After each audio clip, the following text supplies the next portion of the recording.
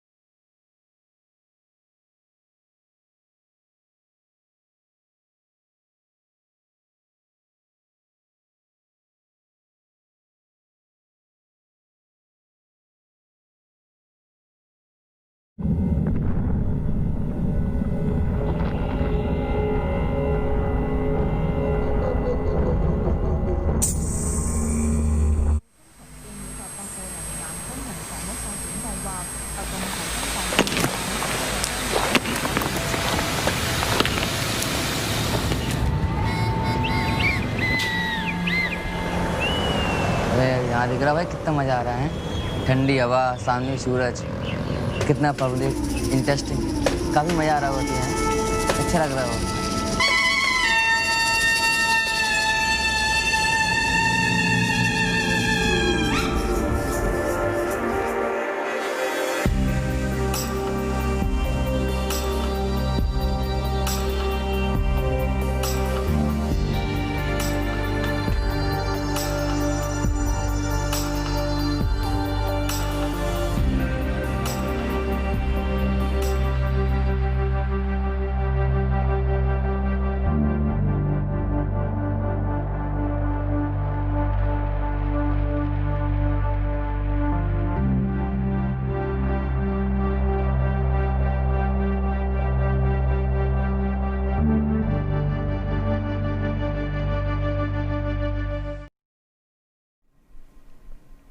Hi everyone, welcome back. And for those who are just joining us, hello from Oldham Theatre in Singapore.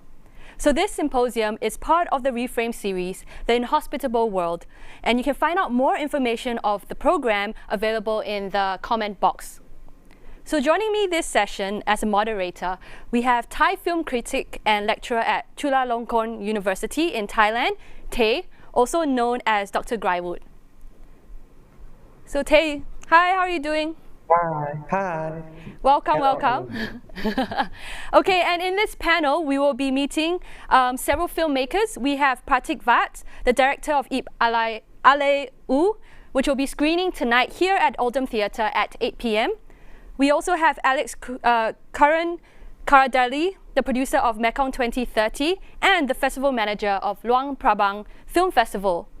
We will also be joined by director Anasai Keola, the director of a short film in Mekong 2030, The Che Brothers. So Mekong 2030 will be in cinemas here at Oldham Theatre on the 14th and 22nd of November. And last but not least, we'll also have Longing Lim, the director of Oh Hong Village, which will be available on video on demand till 2nd of November. So to give you a brief outline of what will be happening in this session, each speaker will be introducing themselves and their work for 10 minutes. After that, we'll be having a roundtable conversation with questions from you, the audience. So don't forget to submit your questions at any time in the comment box on YouTube or Facebook, wherever you're watching this. So first up, we have Prateek, an independent filmmaker based in Mumbai. A graduate of the film direction course from Film and Television Institute of India, he has directed both fiction as well as non-fiction films, which have been showcased at various film festivals and non-formal spaces.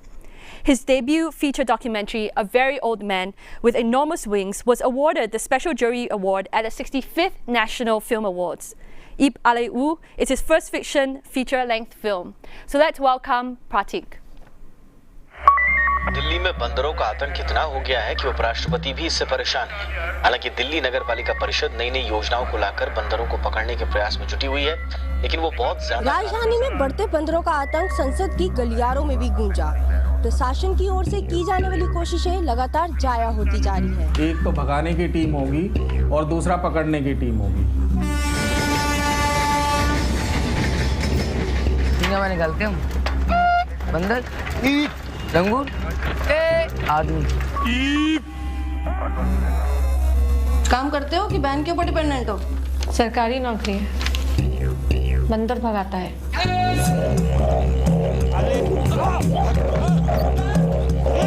भगा रहे हैं, नहीं भाग रहा। तो भगाइए ना जी। हाँ भगा रहे हैं, बंदर है।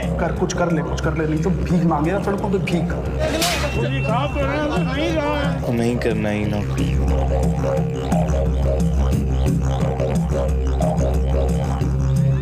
ईब आले ऊ हम कर रहे हैं। जब भी आवाज निकालते हैं, हाथ हिलाते हैं तो एकदम पीछे एकदम फोर्स एकदम मुंह बांध के आता है।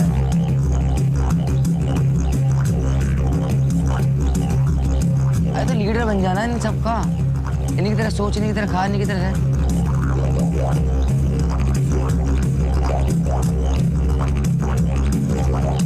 हमने वेपन्स के लाइसेंस ले लिए, ठीक है? गन्स के लाइसेंस ले लिए।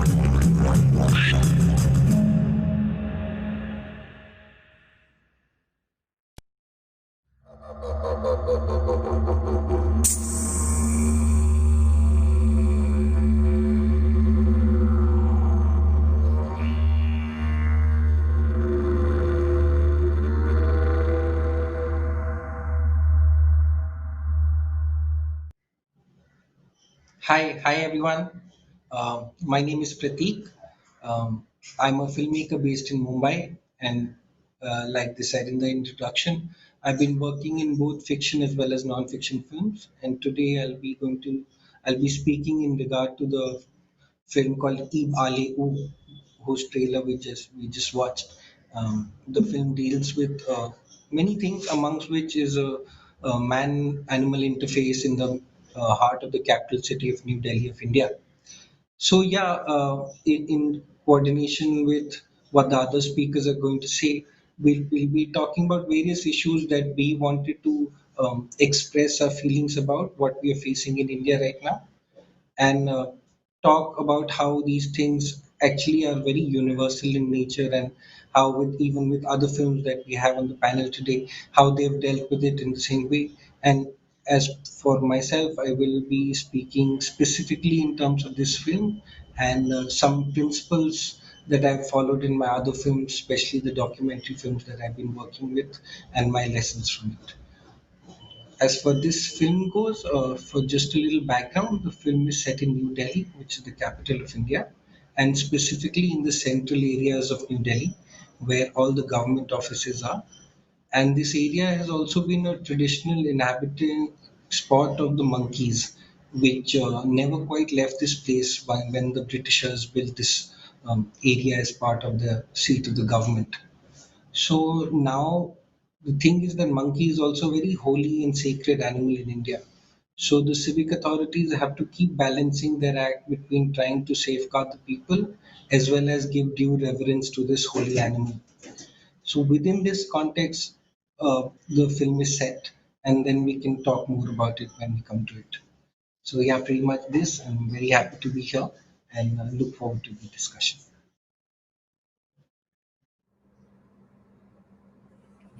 Hello. Okay, next we have Alex Curran-Cardarelli. Alex is a festival manager of the Luang Prabang Film Festival. The festival operates as a non-profit cultural organization committed to the celebration of Southeast Asian film as well as to the growth of the local and regional film communities. Alex is also a producer of Mekong 2030, an anthology of 5 short films which envision the state of the environmentally devastated Mekong Delta region in the year 2030. So let's welcome Alex. Hi, thank you so much for the introduction. So yeah, I just wanted to start off today by talking a little bit about the Mekong itself. So if we can pull up the slides. Great, thank you. So I'm not sure how many of you guys know about the Mekong, but it starts all the way up in China and then makes its way down to Laos, then through Myanmar, Vietnam, Thailand, and Cambodia. So it crosses through 6 major countries, and then, but it's most important off in the Southeast Asian Mekong region countries because so many people rely on that river for their livelihoods. And actually that number is 60 million people. So next slide. Thank you. So yeah, as I said, 60 million people depend on the river for their livelihoods. Most sources of food come from the fish in that river. It's the #1 largest and most productive inland fishery in the entire world. And following that is the 7th largest in Asia, the river, and it's the 12th largest in the world. So this river is very significant to all the people who live around it. But what's happening recently is that there's been a series of pressure that's affecting the river and therefore affecting the people who depend on it. So usually there's a dry season and the wet season. And so in the dry season, the river becomes significantly lower, and in the wet season, it raises, and that's normal. But what's happening now, due to a series of hydropower projects, overfishing, climate change, unsustainable development, is that this is happening in extremes. And that's causing flooding, it's causing droughts, and that's affecting not only the fish, but the villages that live around them. So it's affecting life in more ways than one and not in a positive way. So next slide. And basically the issue here is that the river is the lifeblood of Southeast Asia. It's truly significant to everyone around it. It's having all these negative impacts. So what are we going to do about it? Next slide. Okay, so that's where Mekong 2030 comes into play. So not many people know about all these issues affecting the Mekong. And the first step to addressing any issue is to raise this. And that's what Mekong 2030 is doing. So we hired 5 filmmakers from the 5 Mekong region countries. So that's Laos, Cambodia, Myanmar, Vietnam, and Thailand. And we asked these directors what they think their country would look like in the year 2030 to raise awareness about the degradation of the Mekong River.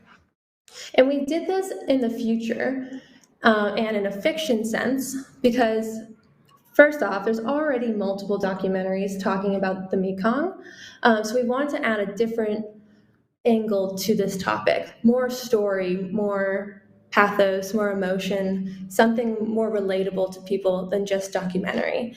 And second off, we wanted it in the future to show that there's hope. So this is what it could look like in the future.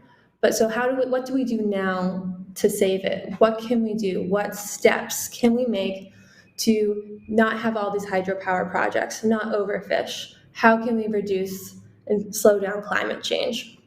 So really, it's to inspire the audience and viewers to act and to protect this critical life source. And then coming up next, you'll talk to Anisai, who is the director of the Lao film. Thank you. Hi, next we have Anisa Kiola, who is director of The Che Brother, one of the short films in Mekong 2030. Anisa holds a bachelor degree in multimedia system from Monash University, Australia, and a master degree in film from Chulalongkorn University, Thailand. Anisa Kiola, with other filmmakers, founded Lao New Wave Cinema Productions, a company aiming to change the face of Lao cinema industry. And so far, Anisa has already directed 3 feature films, and we are lucky to have him today. Hello, everybody.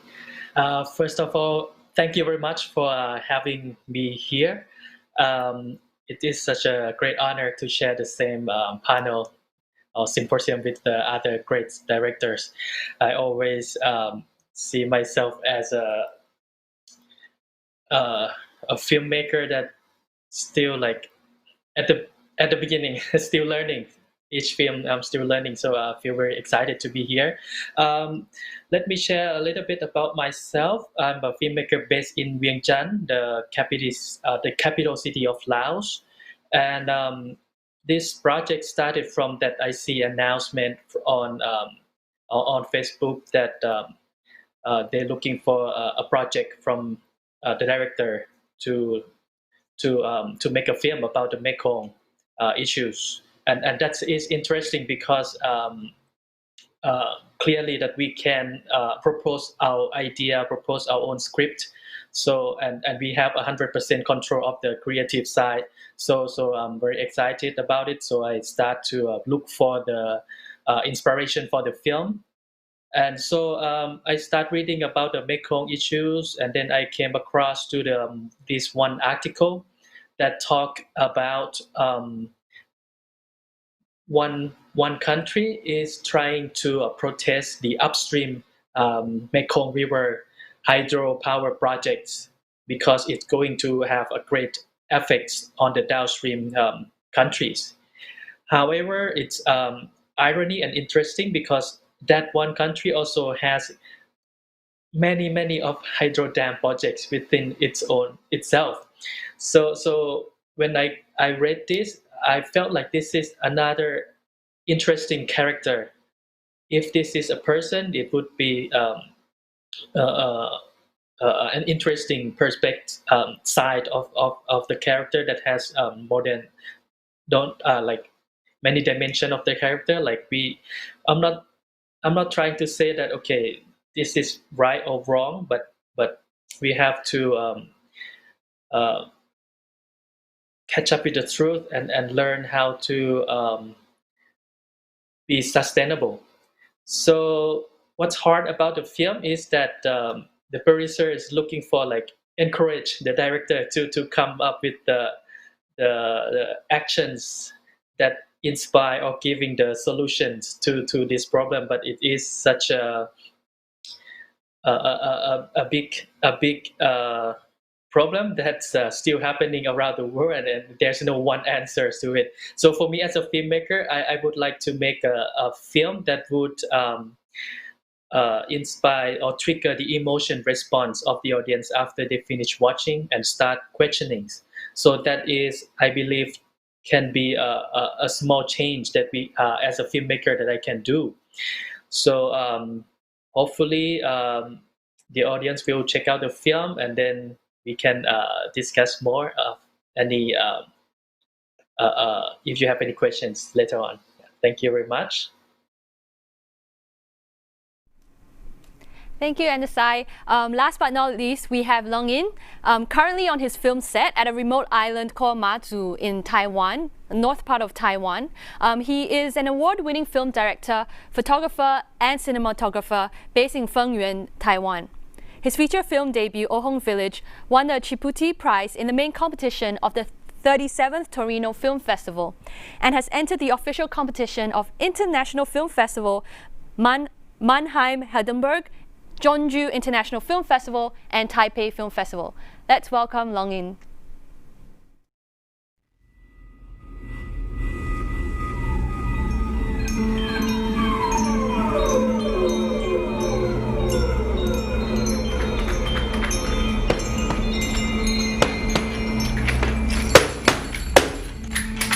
Ông dạ cái cà là không?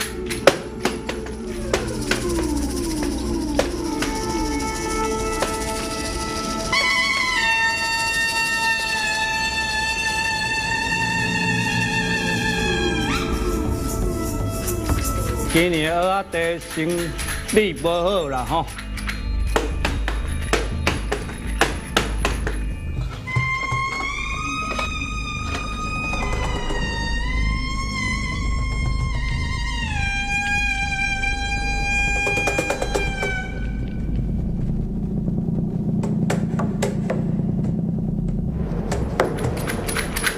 王爷讲啦，希望恁大家老百姓会当来奉拜吼，这个大天遵守啦吼。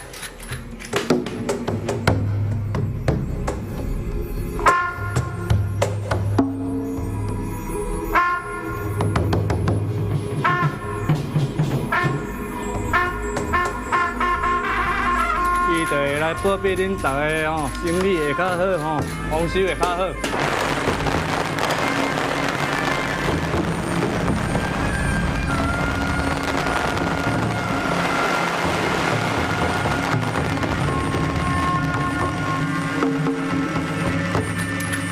恁感觉有啥物话要交代的？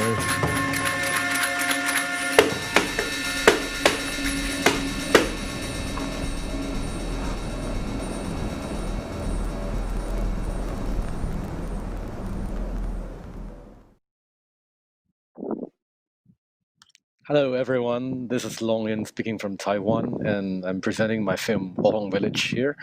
It's a film about 3 generations of oyster farming people in a coastal village in southwestern Taiwan. So let's go through the slides. So the story begins in 2014, and I have this story in mind, and in order to find like where it should be, I actually started a road trip with my brother.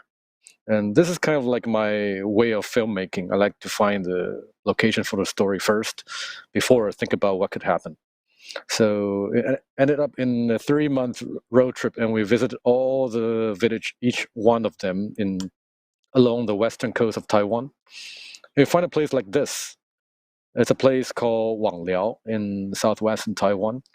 And what you see around it was actually originally the fields where they harvest salts back in the past, in 40, 30 years ago. But now it's all submerged into the seawater because of overpumping of underground water. And it's a village of around 100 people, and only connect to the outside world through this narrow path you see on the left. So I started living in the village and learned about their way of life. As you can see here, this is early 5 a.m. I was cruising with a local fisherman to harvest crabs. So overall, I stayed there for from time to time, about 1.5 years, and learn about their industry and their way of living and customs and everything. So the most important industry in the village, and later it became the theme for the film, is this oyster farming you see here. And what you see are those racks they built on the shore. And so this is early spring, and you tie those empty oyster shells onto it. And those newborn little oysters floating in the sea will cling onto it and start to grow. So in 6 months, if everything goes well, without storms, without all the bad things, you have something like this. This is full-grown oyster, ready to be harvested around autumn, around Mid-Autumn Festival. And they will start harvesting it all the way through the Chinese New Year.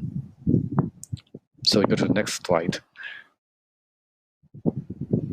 So, but in recent years, this way of living is facing drastic challenges.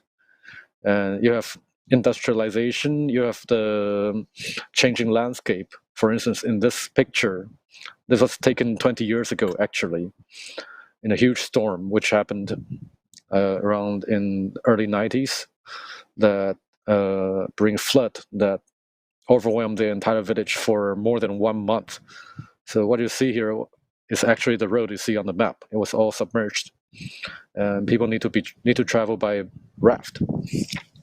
And on the other side, because of the overpumping of underground water, so the landscape was facing drastic changes. And while some parts are sinking, the other parts are piling up with sand. So what you see here are those oyster racks originally ready to be harvested, but now all piled up with sand and rendering them useless. And this severely affects the people. So this is actually a scene from the film, and what you see here is an entire village there, sunken into the sea already.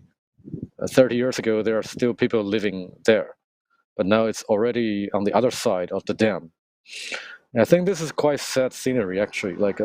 If you travel along the Taiwanese coast, almost all the villages are separated from the sea with those huge dams. So after living in the village for more than like 1.5 years, we started making the film. And this is how we do it in the picture. A quarter of the scenes are virtually on the sea. And we have to calculate the tides and deal with the changing weather and everything. We call it like Normandy landing, like every day. So we, for instance, like in some days we have 3-hour window to rush to an island in the sea and then to get out of it. And the entire film is shot on actual locations. So for instance, this is the village house, and it was built by the Taiwan Salt Company around 50 years ago. And when we found it, it was all deserted, and the production crew needed to clear everything up and fix the collapsing walls and build new windows and turning it back to working condition like this. So as we were discussing here, the environment is a key element in all of our films, I think. And in mine, like one of the most important scenes is a typhoon that's blasting through the entire village. And I want something real instead of some like CGI or anything like that. So we hired a special company which deal with these storm effects and recreated all the storms and rains in the village. Another key element in the film is the traditional belief and the ritual practices. And the background event of the film is actually a carnival associated with the temple, which you see here. That happens every 4 years. And I was lucky enough to be in the actual event back in 2014 to film it. So I used some of the footage I shot into the film, but also like when we actually filmed it back in 2016, we rebuilt some part of it. So overall, I think one of the key aspects that I cherish in filmmaking is that we can capture the unique state of mind and a way of life of a certain time, of a certain group of people, and of a certain place. And I hope that Ohong Village is a film that did that. And that's my introduction to my film. Thank you. Thank you very much, Long In. That's really fascinating because I was really wondering how you did that scene because it didn't look fake, you know, in the film. But first, I'll start off with the first question, and this question is for everyone. Just to remind our audiences at home, or watching it remotely, you can leave your questions at any time in the comment box on Facebook or YouTube. Okay, so for the first question, all three films address the tension of the environment, and its human subjects, and how human behaviors impacts the environment around us. So I was wondering how these tensions inspired your film. Maybe we can start off with Alex to talk about how, the tension between human subjects and the environment inspired the creation of this film project. And then we can go to NSA, and after that we can go to Prateek and then Long In. Okay, Alex, would you like to begin?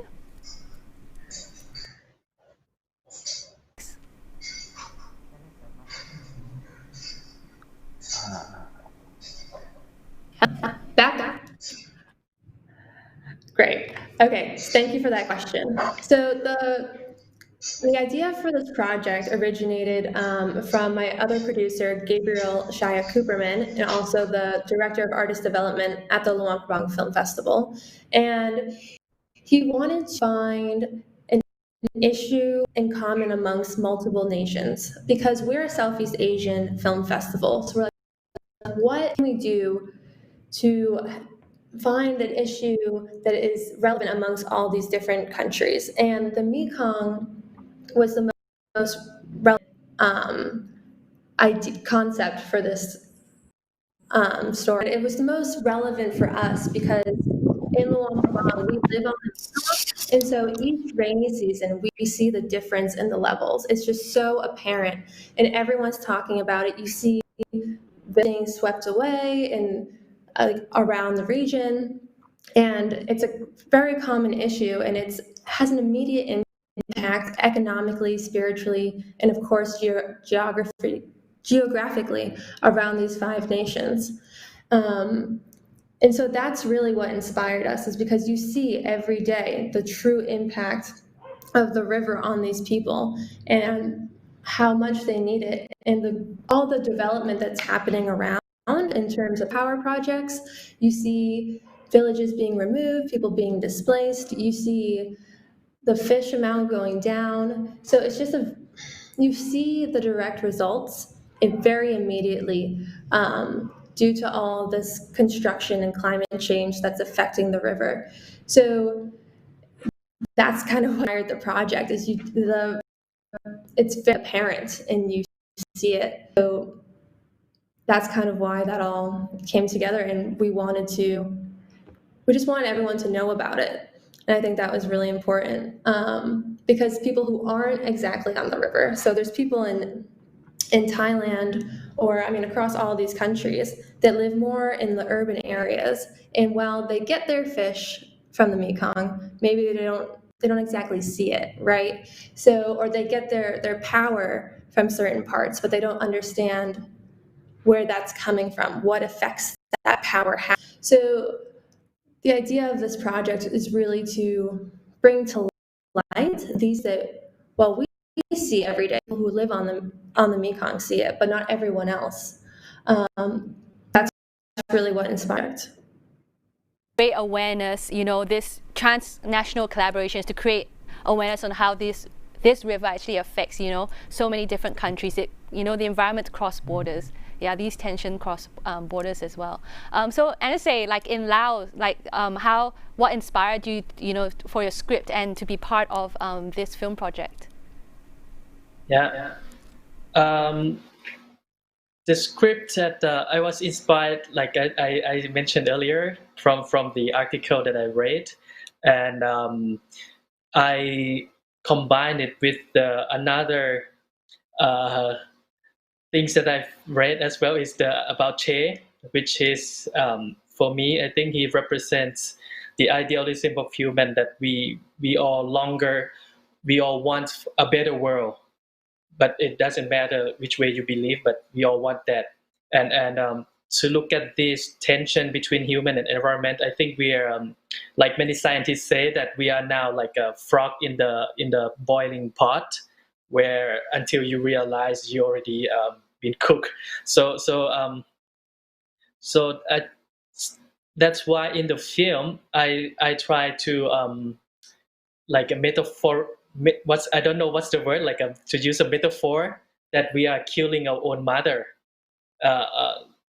The world, the earth is our mother, and we try to live from her, make gain from her, but at the same time we're also killing her, and that's why I wrote this script. Yes. Okay, that was really interesting. Like, as soon as you said that, the thoughts of the different scenes came into my head, and it starts making more sense now. So thank you for sharing that. And Prateek, how do you address this tension in your film? See, for me, it's two things actually. Like the other films talked about climate and the real change that is affecting. For me, it's coupled with the inhospitality of the world is also to do with the governments we have and the kind of governments we have. And they are the irresponsible government actions over. It's just like a denial of climate change or denial of basic human rights.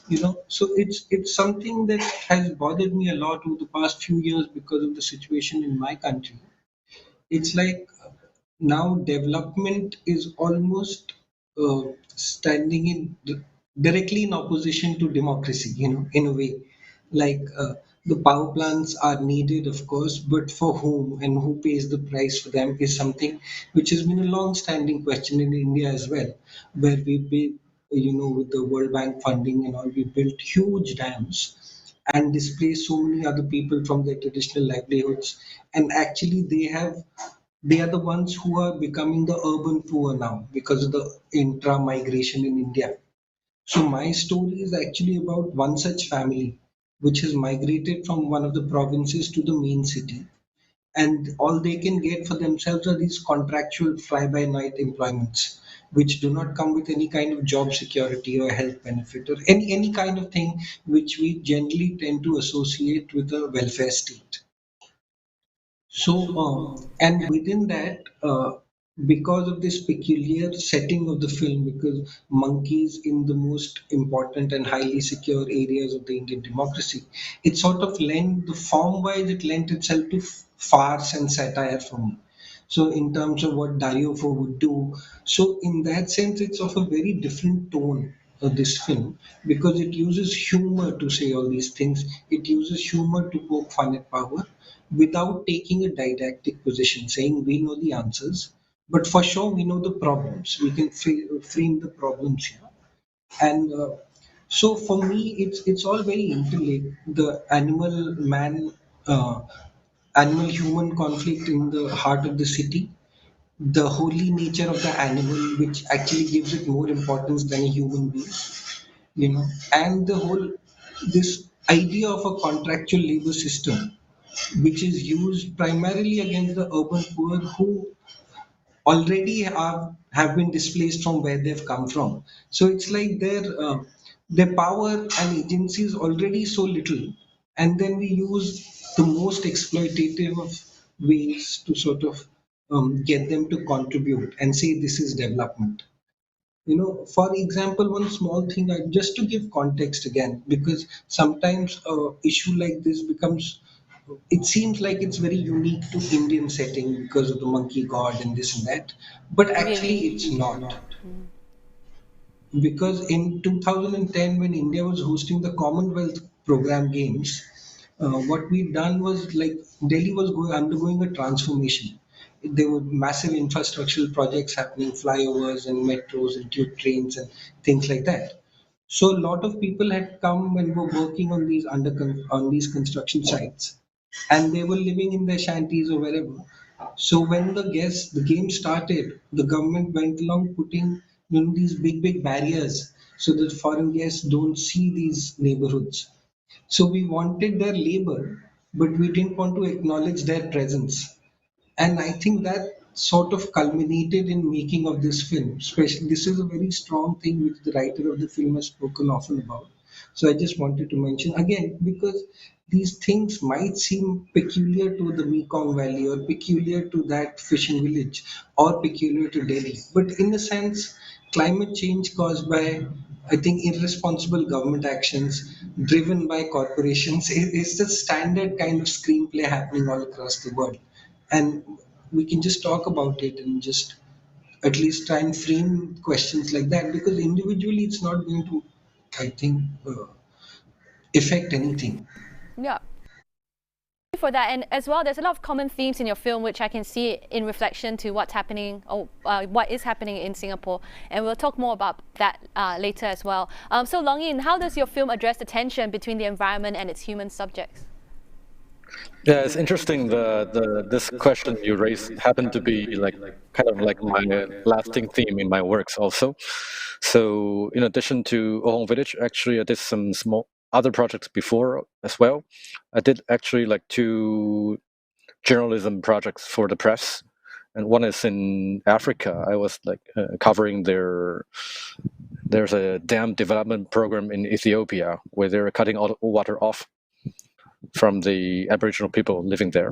And another is the radioactive area in Belarus, which was destroyed by the Chernobyl incident, but not so many coverage about it, that and the people inside. So it's all about this relationship between the land and the people, how they affect each other. So when it comes to filmmaking, in contrary to like the process many people will take, like when they try to come up with a story, they start with the character, start with a narrative. But for me, as I mentioned in the slides also, it's all about the place. So for me, I always need to have the environment for the story first. So I believe the land. So I try to learn about all the details, even if it's fictional, of the environment I try to build. And then I believe that when that understanding come to a certain level of detail, I would naturally know what kind of people will be in the story and what will happen to them. So I arrived in this village, and the first scene I saw was all this dramatic sinking landscape everywhere surrounding it. So I wonder immediately, like, what's the state of mind of people like watching this every day? And on the other side, like, I believe the people living along the coast, they have a very special mindset as well. Like when you have these kind of natural challenges every day, there's some, in addition to that rawness you have, and also it's a very pure state of mind, I would say. Those human conditions come down to very basic needs, and you have to deal with like very basic problems. So overall, I try to imagine like what the people will like try to review their home in this kind of environment, and how this relationship will change, and this becomes the theme. Thank you very much for that. Tay, do you have a question you'd like to ask the panel?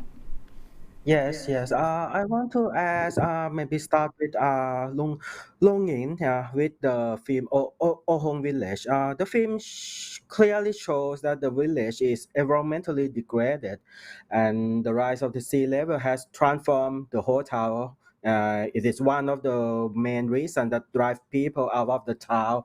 Yeah, I am curious. What have the state, the government, or the local authority deal with it so far?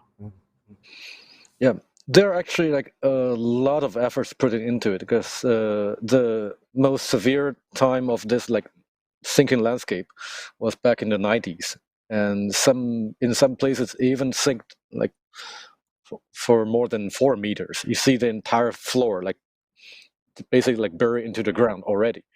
So there are a lot of efforts like try to regulate, for instance, the pumping of the water and the land development, and also like try to rebuild these lost homes.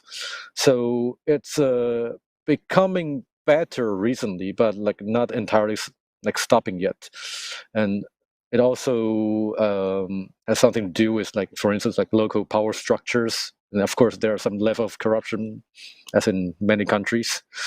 So it's becoming better, but still like challenging, I would say. Okay. Yeah. And from Oh, sorry. Okay. And from this question, may I link to Prateek? Yeah. And thank you very much for your work, Prateek. Yeah. I come from Thailand, and in some provinces in Thailand, we also have a similar situation about the monkeys. Yeah. But we don't have the monkey lip, lip, repellers. Yeah. Who guarded the government building. I wonder if it's normal that the state hires the migrant workers to do this kind of job. Yeah. Is it normal, or it for the state to hire the migrant workers to do this kind of job? So just for a little background, she traditionally there's been a lot of communities which have worked with animals in India. But as the British left in 1947, a lot of these before they left, they sort of criminalized a lot of kinds of work. So over the years, because of animal rights and all that, so these communities have been told not to work with animals anymore. So it's illegal. But in terms of uh, the most effective way that the government had found about keeping the monkeys away was by using a bigger ape, which is the langur in the film. So people, would travel along with these langurs, and then the smaller monkeys would run away seeing them. But in 2012, the langur was brought under the Wildlife Protection Act in India. And so now it's illegal to use any captive langur for any of these kind of situations. So what the government had to do was, because again they can't use any kind of coercive measures against the animals which can hurt them. So now since 2012-13 they've started hiring people to imitate langurs. They sort of impersonate the voice, impersonate the aggressiveness of a langur, and that's how they do their job. So now it's a contractual government job. So it's normal, yes. Okay, should we answer a question from the audience? We have a question from Kurt, which is a question I think is for Alex about Mekong 2030. So you mentioned that the Mekong River goes through China as well. So is there a reason for not including China in the film project? Yeah, so there's a few reasons for that. So as a film festival, we really wanted to focus on South Asia, so that's first and foremost.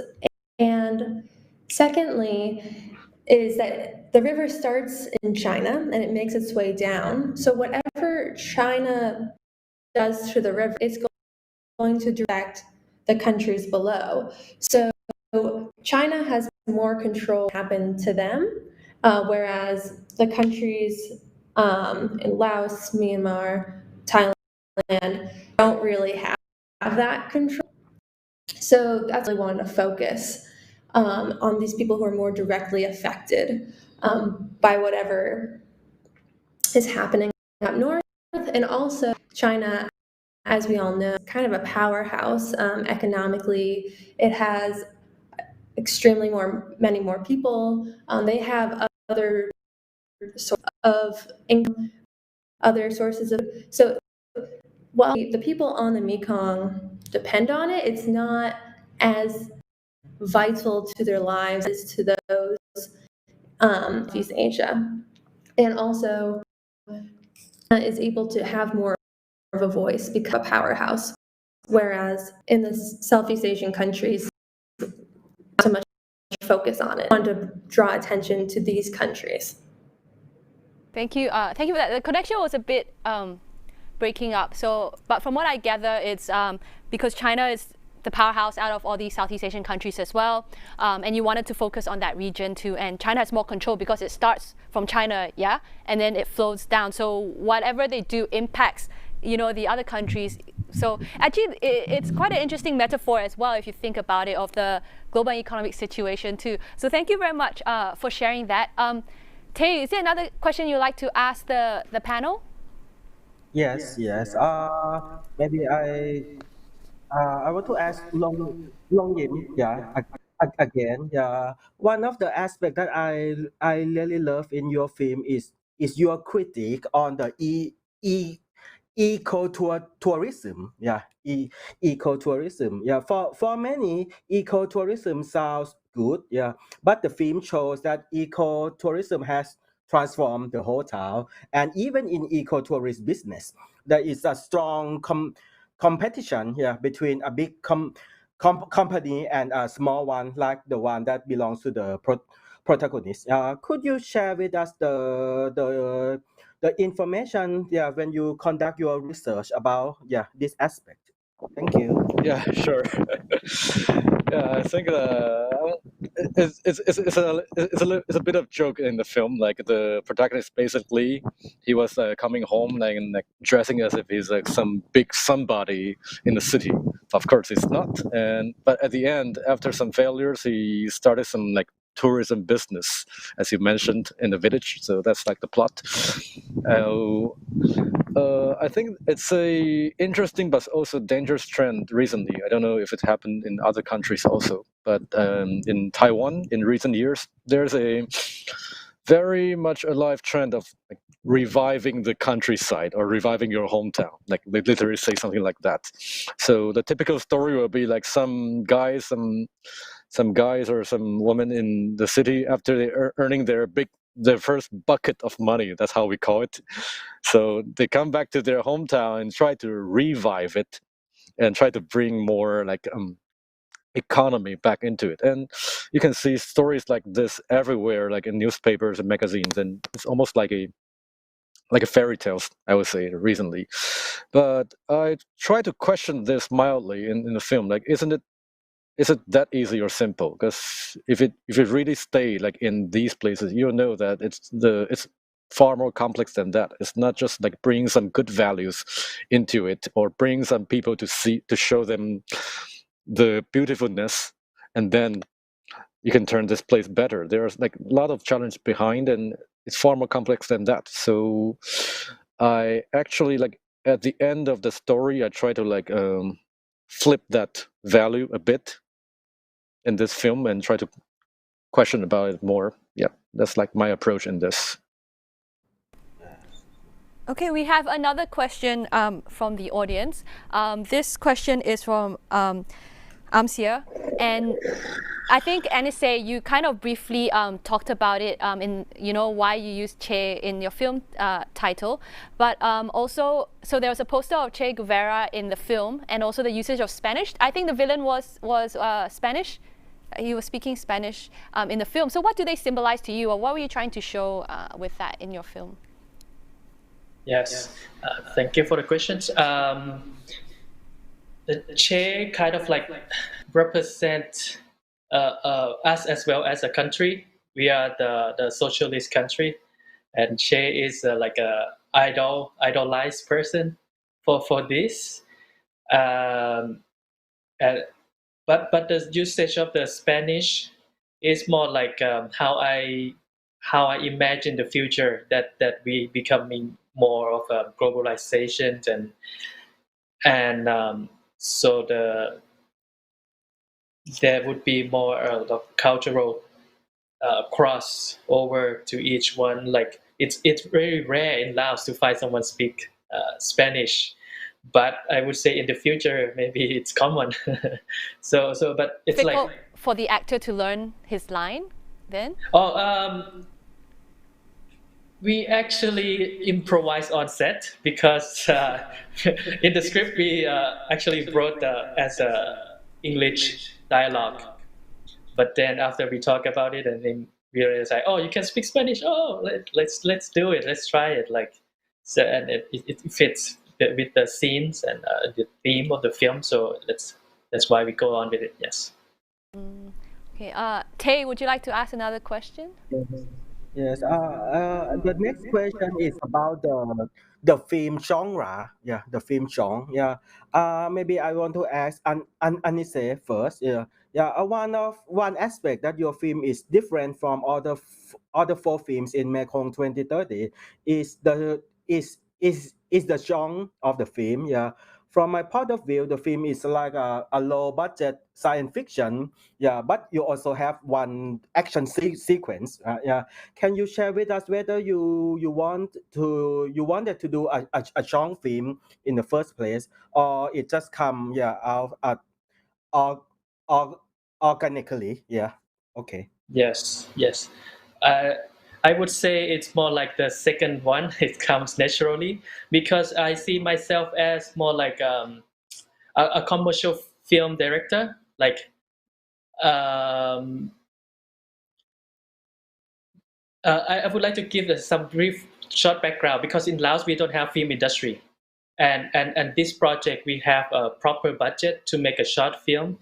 With this budget, we actually make feature film in Laos.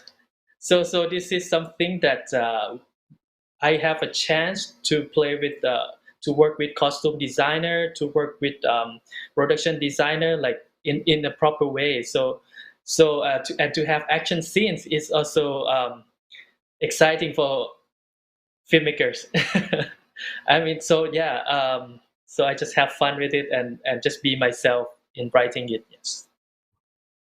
Yeah.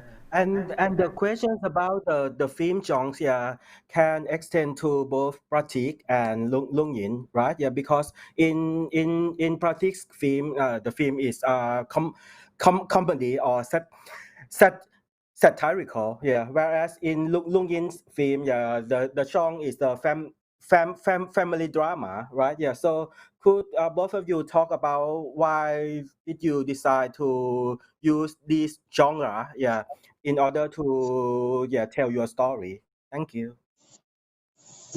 Maybe start with Prateek first. Yeah. Thank you. For us, sort of humor became like a natural choice because of the setting of the film. You know, its lens, the canvas becomes like a perfect for satire or farce, as somebody like Dario Fo would do in terms of theater.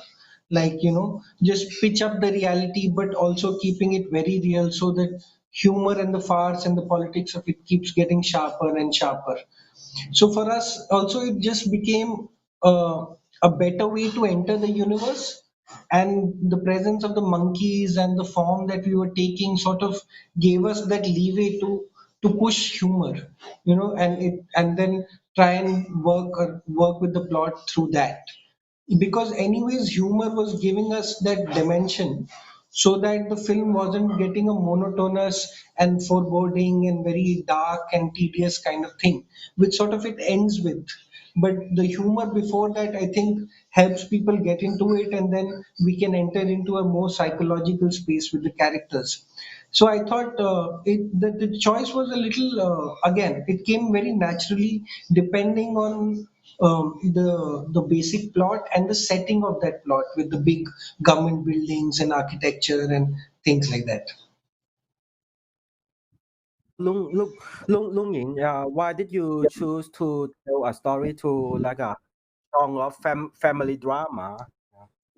Yeah, it actually took like a long time to be like defined. Like for in the earlier phase of writing Oh Hong Village, it has been unclear for like more than a year actually. So as I mentioned, I stayed in a village for a very long time, more than a year, and people almost thought that I was shooting a documentary because I was having a camera every day. We have hundreds of hours of footage already. But deep inside, I know, like, yeah, it might be documentary approach, but it's still fictional story that I want to create. So it actually took me some time to find the core conflict in the story, which is how this environment and the people affect each other, and how this relationship changes through like a long period of time. And gradually I learned, like, also by staying there, like the best way to approach it is to show the different contrast between generations of people living there, those already dead, those dying ones, and those coming back and try to start something new. Like they all have different views toward the environment, and the best case to show this is to inside a family structure. It's clear, much clearer than others. So it gradually becomes clear, finally, after a year into the writing, that well, the core figures are actually like the father and the son and some grandpa ghostly figure which died like already a long time ago, but people still mention about him, and some young guy without a family as a contrast. So yeah, it was defined like very, very late in the process. I've got a question for Alex. So Alex, Mekong 2030 is only going to be screened here on the 14th and 22nd of November. So I thought this could be like a little, kind of like a little pitch. So when I was watching, this film project, there are many different short films in there, and it's like, same but different. They have similar themes, but then they are touching on different but same issues, right? The way they treat, the treatment of the issues is quite different but similar at the same time. And I was wondering, what was the process of selecting these short films, and was there anything particular that you as a producer and your team was looking for? Right, thank you for that question. So, kind of like Anisai said before, we reached out to Film Network and asked them to pitch us an idea about how they could imagine what their country in the year 2030. And we chose the pitches that moved us the most. What was going to be most inspiring to the viewers? And so after that, once we picked the concept, we actually invited all the filmmakers to Vientiane to participate in an information summit where we had the Asia Foundation, Oxfam, and the Mekong River Commission give a 3-day workshop to give the filmmakers more concrete information about the Mekong, because they're the artists, but maybe they're not, the masters of the Mekong. So this was really helpful, I think, for them in developing their scripts. So after that, we worked with them to develop their scripts, but mostly we wanted it to be their story. All we said was, you have to promote the Mekong and what's happening. It has to take place in the Anisai touched on this a bit, but how can you provide actionable solutions? And this was definitely the hardest part, I think, filmmakers, because how do you save the Mekong? There's so many different ways to do that.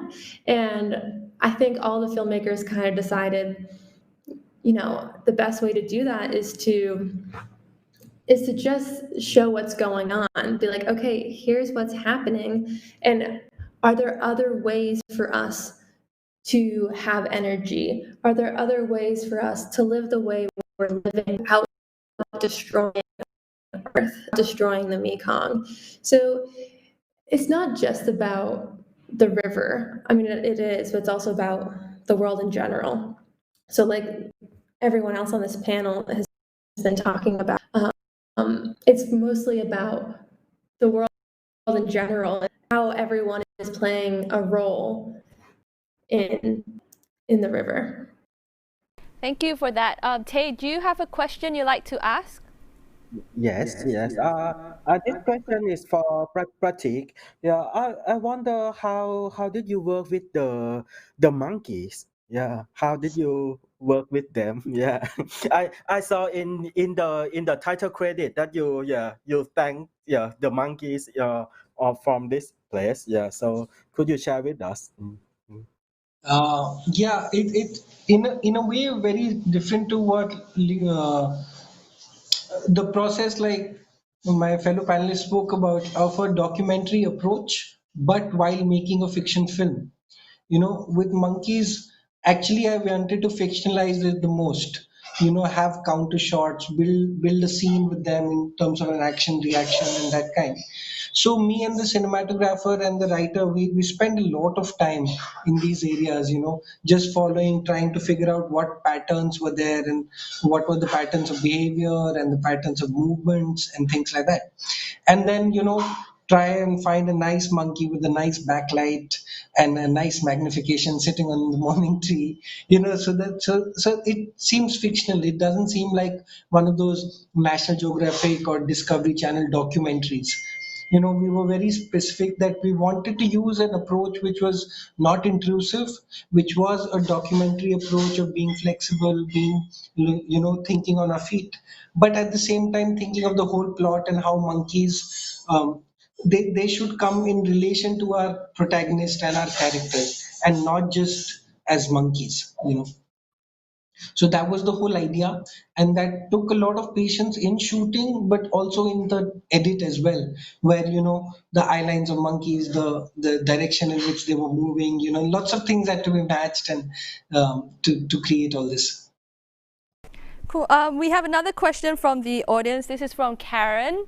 So I think she's referring to the earlier panel where we had a session on theorizing film. And so she's asking, in the earlier session, the speaker suggested nostalgia for the environment from the older generation versus hopefulness for a younger generation. So do you observe this dichotomy of nostalgia versus hope? Would anyone like to address this question? I think this question requires a bit of thought. Complex question. Would anyone want to give it a shot? I'd like to try something. Go for it. No, for me, it's actually, the question is very nice, but sometimes I feel it's not that binary. It's a mix of even anger at not being able to get clean air to breathe.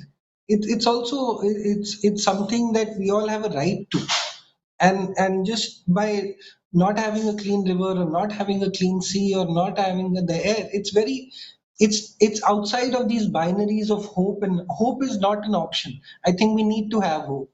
If we do not have hope, then what are we doing? I don't know.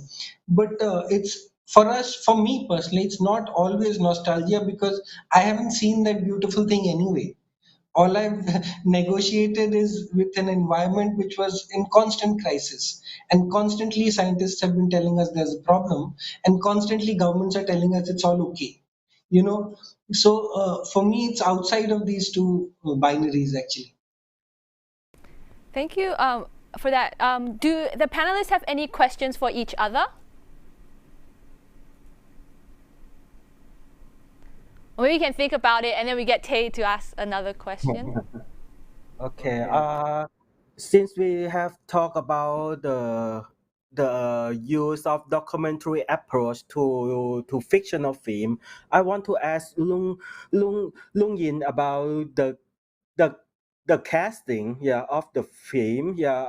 Are the actors professional actors, or use you include the villagers as a part of your crew or something like that. Yeah. Okay, so besides the five main characters, which are the three family members and four family members and the other young guy, those are the five main characters. They are professional actors, but all the other roles, the ones in background and some small roles, are all casted in the village. And it was a challenge to bring all of them together, actually. And even like the three leading roles, like the three guys in the film, are all from different acting backgrounds, even if they're professional. One is advertisement, one is theater, and one is cinema. So at first, it was very challenging to bring all those different styles together, especially when they even have to deal with like the local villagers. But I find that ironic. I find that contrast or that conflict kind of suiting to the theme of the film, actually. The film is about like those broken relationships between generations, between different values, and the way they show in those different way of acting. Of course, we need to tune them in accord, like somehow, but like that conflict that still exists kind of meets the theme of the film eventually. Cool. We actually have another question from the audience. This is from Yiping. I think it's coming up. I think this question is for everyone in this panel. As filmmakers who are conscious of the environment in your works, does anyone here have any eco-friendly or eco-sustainable filmmaking practices to share during your process? So I was wondering if it was any tips or tricks that you could share with our viewers. Would anyone like to go first? And share, because recently we just changed the way we provide drinks and food to the crew on set. So instead of before we buy a pack of a plastic bottle of waters, and we order like food that comes in as in a foam box, which is very generally used. But what we are aware and we try to change within ourselves is now we use our own bottle, personal bottle that mark our name, and then so we reuse it. And the same with the rice. We provide the boxes to the chef, the kitchen, and so that we can reuse it. Yeah, that's what we're doing. Actually, that helps a lot because the crew and cast combined together is usually a huge number, and you do generate a lot of waste on a film set generally. So yeah, using all these items are actually very helpful. Does anyone have any other tips? Because if not, we have another question from the audience. The questions are coming in now. Do anyone have any other tips, or shall we move on to the next question? It's something like you said, the crew size is so big. So I think if we can figure out how to keep that contained, because that is something we very consciously did, because we were dealing with animals and shooting in high security areas. So our fundamental thing was the crew was stripped down to the bare minimum. We tried to keep it under double digits actually at most times, which we succeeded. Some locations we didn't, some portions, and like um, just minimizing plastic and everything sort of gets contained. When the crew size is contained, the whole carbon footprint will come down, because the number of vehicles, the number of, see, the thing is plastic is used because it's efficient to, give 300 people, it's easier. But if it's 20 people, then, automatically everything's coming down, coming down, coming down. But yeah, it's something I think everybody's sort of dealing with their own, in their own ways, and very conscious about. Thank you very much. This next question, Prateek, is for you as well. So how do you feel religion and tradition impacts concern for the environment? Or how is the government reacting to the environmental issue? I think you briefly talked about it just now, but if you could elaborate more about this, especially within the context of your film. Yeah. So what we've observed is two things. When it's about the faiths and beliefs of marginalize people, then the discourse of development takes over. So if one hilly tribe will say, do not mine our mountain because it's sacred to us, the government will peddle a discourse which says we need the bauxite, we need the cement, we need the iron ore, and we need to grow ahead and grow ahead of these superstitions. But when it comes to, say, a kind of majoritarian faith and belief, then the government will sort of go with the faith. That has been our observation personally. And with the environment, it works double ways. So the Ganges river, which is the most holy and the biggest river that we have, is sort of in name of faith and religion and everything, it just a lot sorts of practices are allowed there, but at the same time industries are allowed to dump their waste into it also. So it's a very tricky thing, faith and belief, because the tribes and the people have nurtured these rivers and forests for so many years, that there is a certain reverence. It's not just faith, it's also a certain responsibility of a collective ownership. Government, sort of, when it is leasing it out to companies and sort of acquiring it for themselves, then suddenly that collective ownership is being taken to be very exclusive. So that is something that has been our experience. And in the urban areas with the animals and all, yes, we've seen in the more problematic sense where people have recently been attacked and killed over eating, beef, which is considered to be sacred in the majority Hindu religion here. But that kind of intolerance is something we haven't seen before. And even if we did see these incidents, we never saw the government condoning it. Right now, we have a government which sort of actively encourages all that. So that is a problematic thing. And that is when, religion, faith, and politics sort of get intertwined and takes racist and ethnic dimensions, which is, I think, as a democracy in the 21st century, we should all be very careful about. We have a question from Kiu-wai, who's the curator of this series. He says, thanks for sharing, love all three films. That's why they were selected for this program. So he's curious to find out how the pandemic and the current inhospitable condition has been affecting your work in recent months. So he sees that most of you have been quite busy with new projects, and how has COVID impacted that, or has it not? Shall we start with Longin first, and then we go to Alex, Anasay, and then Prateek? Longin, would you like to start? Sure. Yeah. Actually, I think the same with everyone else. It affects a lot. Of course. And actually, my film, it was like commercially released in Taiwan back in June already. And actually, the original schedule was January, so has been postponed like every month. And every month we need to have meetings to discuss about the current situation. And Taiwan has been fairly lucky compared with a lot of other countries.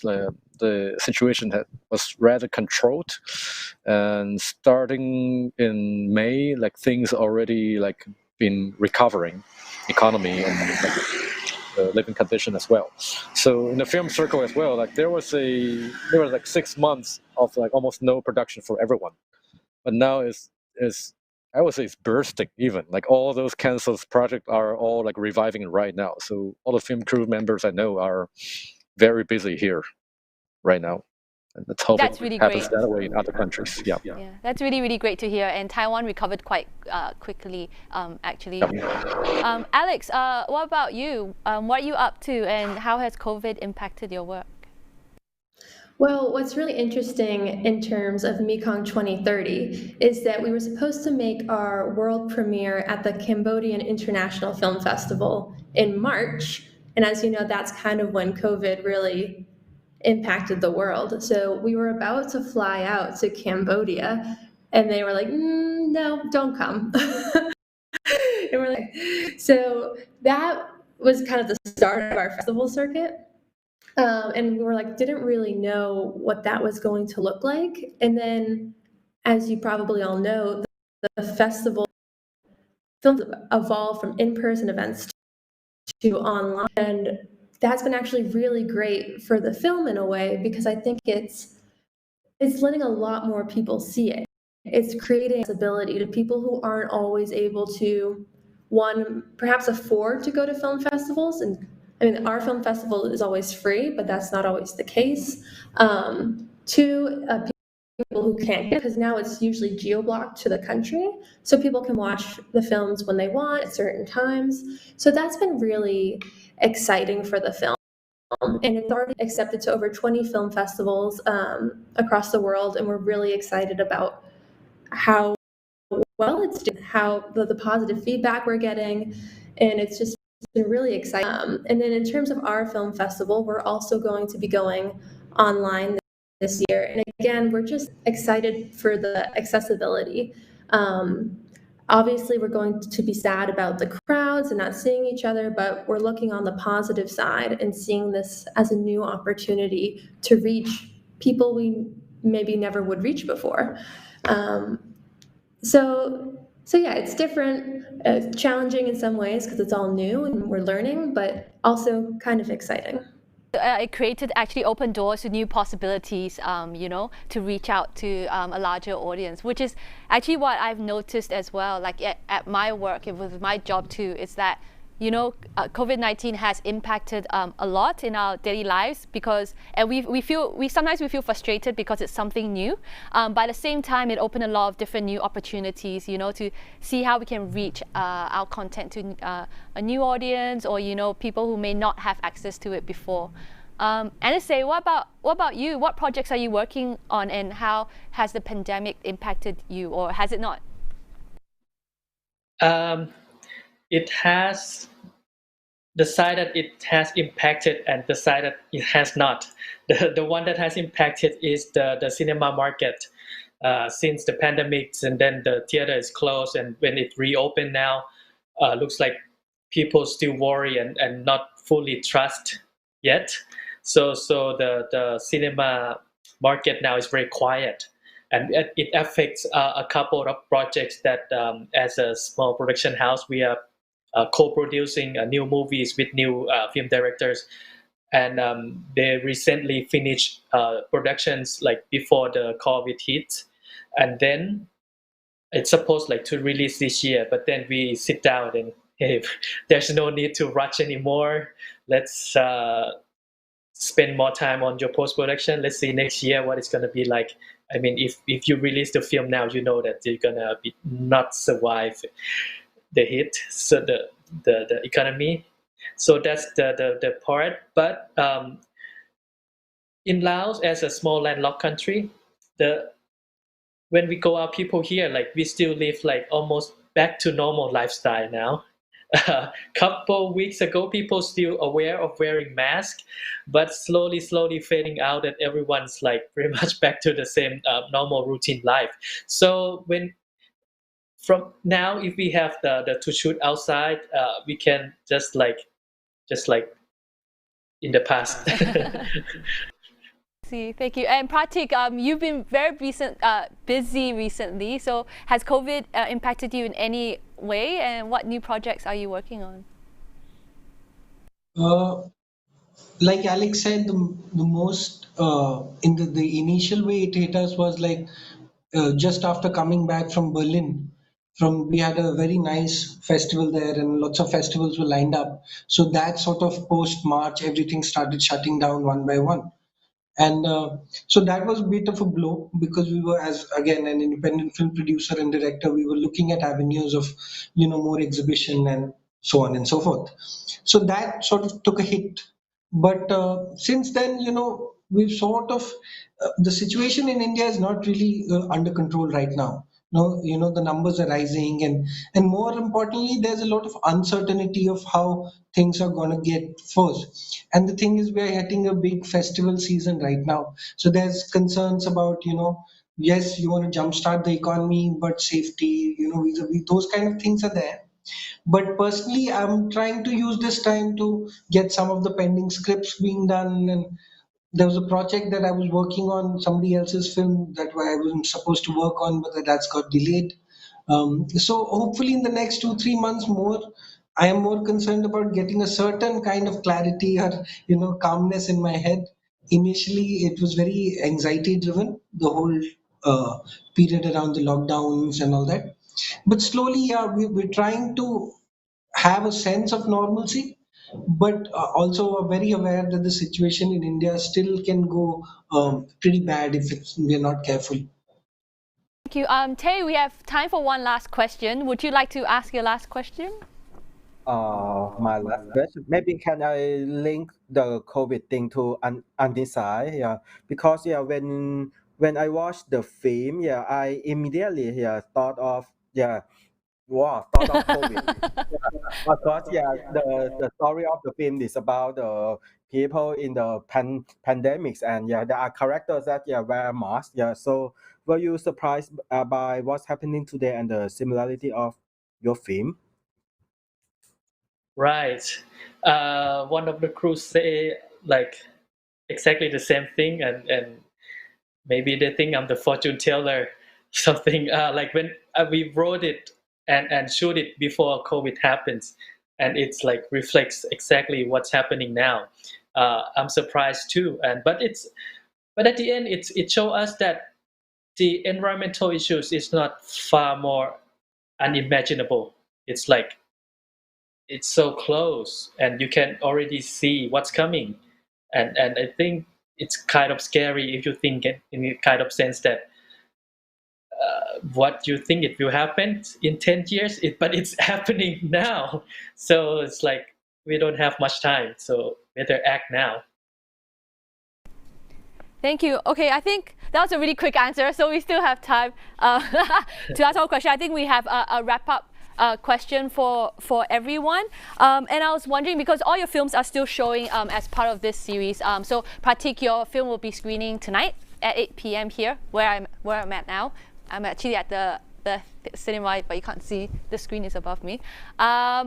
So basically, what is a take-home message you'd like the audience to think about? You know, what questions are you trying to raise with your films? And I think for me, this is an important question because your films are still going to be screened or, is on video on demand. So what would you like the audience to think about when they're watching the film without giving the plot away? Maybe we can start with Prateek, and then we will go to Luang, and then NSA, and then Alex, you can wrap up with, the whole film project of Mekong 2030. So Prateek, would you like to go first?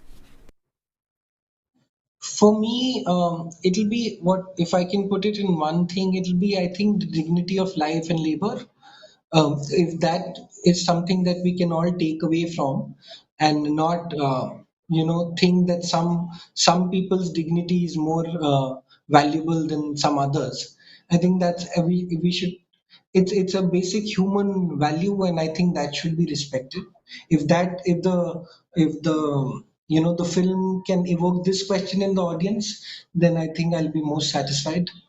Um, yeah, because otherwise, beyond dignity of life and labor, I think everything comes later on. If we don't have that, then we don't have much. Thank you. That for me. Thank you. Luang, what about for yourself? What would you like audiences to take home, or what questions would you like audiences to think about, when they are watching Oh Hong Village? Sure. I think if possible, I wish the films like Oh Hong Village can inspire the audience to find new ways to reconnect with the places where they come from and the places where they're located now, and to reimagine the concept of what a home is and how it could be reshaped. Thank you. And what about you, NSA, with the Che brother? Yes. I hope my films have impacts on audience emotion at the end, whether it's the anxiety, worriness, scare, or disappointment. And I hope that emotion would continue on to be questioning within themselves, like why do I feel this way? Because usually my film don't usually give 100% like answer in the end. It's just what I like, and it's what I take home from when I study film in Thailand. One of the great master I studied with is Ajahn Pikeng Jira Malikun, that he said the best film is the film that changed people's life. that after you watch it and then you know something happens to you and you change it. And it's so hard to make such a film, but that's the way that I want to do. Like that's my goal. So I hope that answered your questions. Yeah, no, it did. But I think after this film, to me, you've become a fortune teller. Like you're that's how I tell people about your film. Go watch this, guys. Go watch Mekong 2030. This guy told the future. Probably wrote the script before COVID, happened, and look what's happening now. So yeah, to me, you're a fortune teller. So I think you did a great job there. Alex, what about for Mekong 2030? What would you like audiences to take home with, or what questions would you like audiences to think about, after watching the film project?